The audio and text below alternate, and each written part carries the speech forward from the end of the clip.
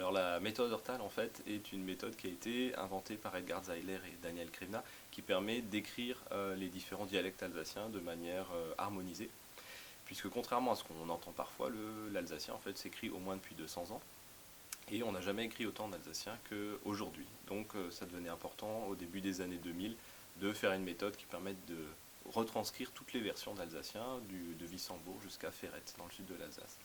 Et pour ça, cette technique Hortal a été mise sur pied et elle s'appuie sur tout un travail qui a été fait avec notamment des dictées en fait à travers toute l'Alsace pour voir aussi que les gens s'approprient un peu cette méthode.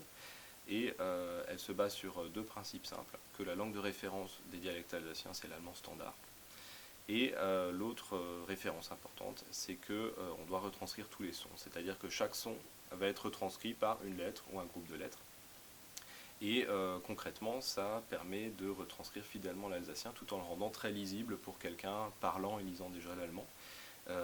Dans l'exemple de Haguenau, par exemple, il y a un lieu qui s'appelle le Fischmerik, donc le marché aux poissons.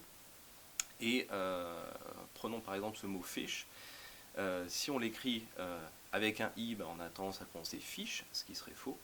Et si on l'écrit plutôt en voulant retranscrire ce son et un peu intermédiaire entre le i et le e, et qu'on l'écrit avec un e, eh bien les francophones vont avoir tendance à le prononcer fèche, ce qui n'est pas du tout ça non plus.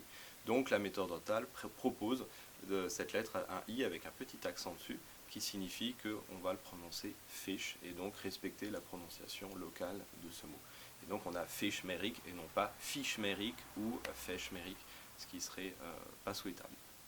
Alors ce qui est intéressant aussi dans le travail de traduction qui est fait, c'est que c'est pas simplement une traduction du français à l'alsacien, puisqu'en fait les noms de rue ont d'abord été donnés en alsacien et en allemand avant d'être donnés en français, et parfois il y a des changements. Par exemple la place du général de Gaulle ne s'appelait pas comme ça historiquement évidemment, puisque c'est un personnage historique et ça a été dénommé ainsi après 1945, mais s'appelait Rietplätzel, donc on pourrait traduire par petite place du manège, où circulaient des chevaux.